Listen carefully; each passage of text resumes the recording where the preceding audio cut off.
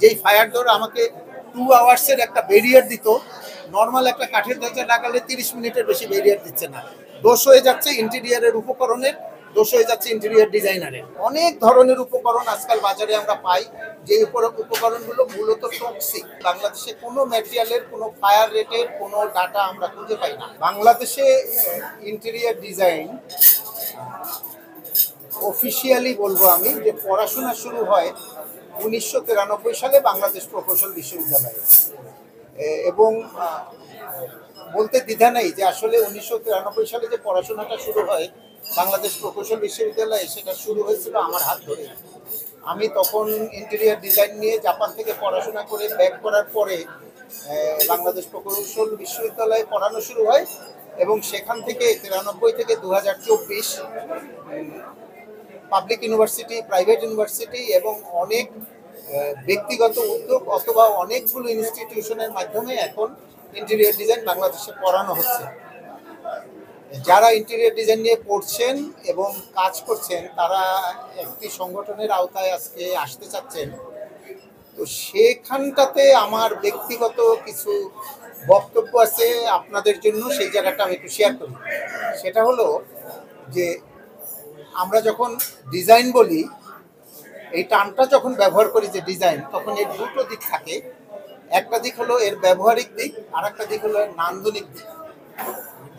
ব্যবহারিক যে দিকটা, সেই দিকটাতে আমরা সাধারণত যেই পারপাসের জন্য ভবনটাকে বা স্পেসটাকে ব্যবহার করতে চাই সেটাকে নিয়ে কাজ করি। নান্দনিকতার জন্য আমরা অনেক উপকরণ যোগ করি, যে সজ্জার জন্য, অভ্যন্তরীণ সজ্জার জন্য, যেটাকে আমরা বলতেছি ডেকোরেশন। এই পার্টিকুলার একটা জায়গাতে অতি সম্প্রতি দেখা যাচ্ছে যে আমাদের খানিকটা সচেতনতার জন্য ফায়ার হ্যাজার্ড হলে পরে ফায়ার হ্যাজার্ড ত্বরান্বিত হয়ে যাচ্ছে। এই জায়গাটাতে আমি একটু আপনাদের সকলকে দৃষ্টি আকর্ষণ করে বলবো যে যে ম্যাটেরিয়ালগুলো ব্যবহার করবেন ইন্টেরিয়র ডিজাইন করার সময়কালে অভ্যন্তরীণ সজ্জার জন্য, সেই ম্যাটেরিয়ালগুলো কতখানি অগ্নি প্রতিরোধক অথবা কতখানি ডিলে হয় আগুন ধরতে, এবং আগুন ধরলে পরে মানুষের ব্যবহারের জন্য যেন ক্ষতিগ্রস্ত কোনো পরিস্থিতি তৈরি না করে, ওই জায়গাটাতে একটুখানি চিন্তা করবেন। এটা হলো একটা দিক। যদিও বাংলাদেশে কোনো ম্যাটেরিয়ালই তুলনামূলকভাবে যদি আমরা বলতে যাই, বাংলাদেশে কোনো ম্যাটেরিয়ালের কোনো ফায়ার রেটের কোনো ডাটা আমরা খুঁজে পাই না। আমাদেরকে নিজেরা টেস্ট করে করে করে করে তারপরে তথ্য বের করতে হয়। কিন্তু সারা পৃথিবীতে যদি আমরা দেখি উন্নত দেশে প্রতিটা ম্যাটেরিয়ালের ফায়ার রেটের যে ক্যাপাসিটি সেটা উল্লেখ করা থাকে। এই জায়গাটাতে যারা ডিজাইন করতেছেন তাদেরকে একটু রিকোয়েস্ট করবো একটু টেক কেয়ার করার জন্য। কারণ বেয়ার একটা ঘর আগুন লাগলে যতখানি ক্ষতিগ্রস্ত হয়, সেখানে যখন অগ্নি সহায়ক উপকরণ থাকে তখন ক্ষতিগ্রস্তের পরিমাণটা অনেকখানি বেশি। আমাদের সাম্প্রতিক যে সকল ঘটনা ঘটেছে সেখানে আমরা এই জিনিসগুলো পেয়েছি। দ্বিতীয় যে বিষয়টা হলো, সে বিষয়টা হলো যে একজন ইন্টেরিয়র ডিজাইনার হিসাবে যখন আপনারা কাজ করেন, ইভেন আমি নিজেও যখন কাজ করি, তখন দুটো বিষয় থাকে আসলে। একটা বিষয় হলো যে ওই স্পেসটার ব্যবহারটা কি হচ্ছে, যে ব্যক্তিগত ব্যবহার হচ্ছে না এটা পাবলিক ইউজ হচ্ছে। যদি ব্যক্তিগত ব্যবহার হয় তাহলে যিনি ভবনটার মালিক বা স্পেসের মালিক, তার চিন্তা ভাবনাকে আপনি প্রাধান্য দিতে পারেন। কিন্তু যখনই এটা পাবলিক হবে তখন কিন্তু আপনার উপর একটা বিশাল দায়িত্ব এসে পড়ে। সেই দায়িত্বটা হলো যে আপনি ডিজাইনার হিসাবে আসলে সমাজকে, ব্যবহারকারীকে, জনগণকে কি দিচ্ছেন। তখন কিন্তু ব্যক্তি চিন্তা না, তখন হলো সমষ্টিগত চিন্তা, তখন হলো নিরাপত্তার চিন্তা, তখন হলো ব্যবহার উপযোগিতার চিন্তা। তৃতীয় যে বিষয়টা আসতেছে, সেই বিষয়টা হলো যে আমি এরকম তুলনা করি যে আসলে যারা ডিজাইন করেন তাদের 5টা ডিজাইন এলিমেন্ট এবং 5টা ডিজাইন প্রিন্সিপালস, এই 10টা বিষয় নিয়ে তারা আসলে কাজ করেন।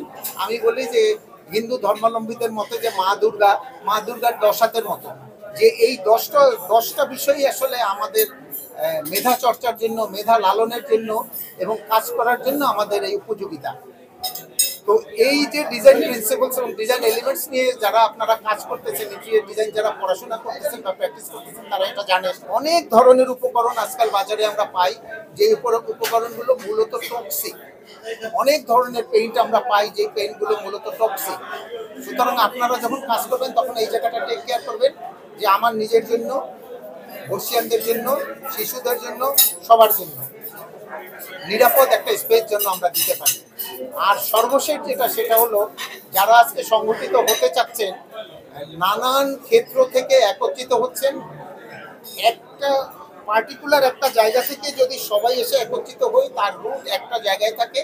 যেহেতু অনেকগুলো জায়গা থেকে সবাই এসে একত্রিত হচ্ছেন, আপনাদের রুট নানান জায়গায় প্রচিত, সুতরাং সকলকেই কোনো না কোনো কম্প্রোমাইজের ভিতর দিয়ে আসলে যেতে হবে। এই জায়গাটাতে যদি সাকসেসফুল হতে পারেন আপনারা, তখন এই যে ইন্টেরিয়র ডিজাইন অ্যাসোসিয়েশনের যে সূত্রপাত আজকে আপনারা করতে চাচ্ছেন, এটা একদিন দেখবেন যে সুবিশাল একটা সংগঠন এবং অত্যন্ত শক্তিশালী একটা সংগঠন হিসাবে প্রকাশ পাবে।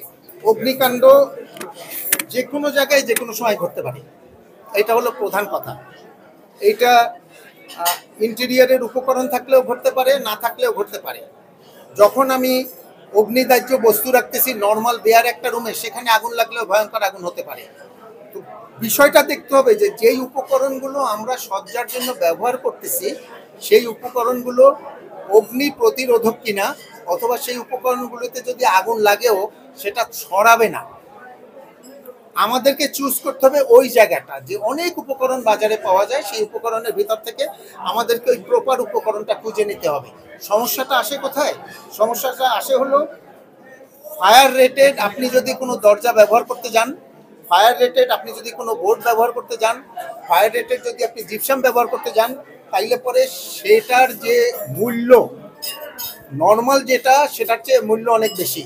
যার ফলে আমি ফায়ার ডোরের পরিবর্তে আমি নর্মাল একটা কাঠের দরজা লাগিয়ে রাখতেছি, যেই ফায়ার ডোর আমাকে 2 আওয়ার্সের একটা ব্যারিয়ার দিত, নর্মাল একটা কাঠের দরজা লাগালে 30 মিনিটের বেশি ব্যারিয়ার দিচ্ছে না। দোষ হয়ে যাচ্ছে ইন্টেরিয়রের উপকরণের, দোষ হয়ে যাচ্ছে ইন্টেরিয়র ডিজাইনারের। বিষয়টা চিন্তা করতে হবে যে যে উপকরণগুলো আমরা ব্যবহার করতেছি, সেই উপকরণগুলো ঠিক আছে কিনা, এটা হলো নাম্বার 1। নাম্বার 2 হলো আগুন যে কোনো সময় যে কোনো জায়গায় লাগতে পারে, সেখান থেকে এভাকুয়েশনের রুট ঠিক আছে কিনা। নাম্বার 3 হলো আগুন যদি লাগে, তাহলে আগুন নেভানোর জন্য ইনহাউস ট্রেন্ড লোক আছে কিনা। আমরা ফায়ার সার্ভিস, সিভিল ডিফেন্সের উপরে নির্ভর করতেছি, তারা আসতেছেন, তারা জীবন বাজি রেখে আমাদেরকে উদ্ধার করতেছেন। সংবাদ, ফিচার ও অনুষ্ঠানের জন্য ভিজিট করুন সংবাদ প্রকাশের ওয়েবসাইট এবং যুক্ত থাকুন ফেসবুক পেজ ও ইউটিউব চ্যানেলের সঙ্গে।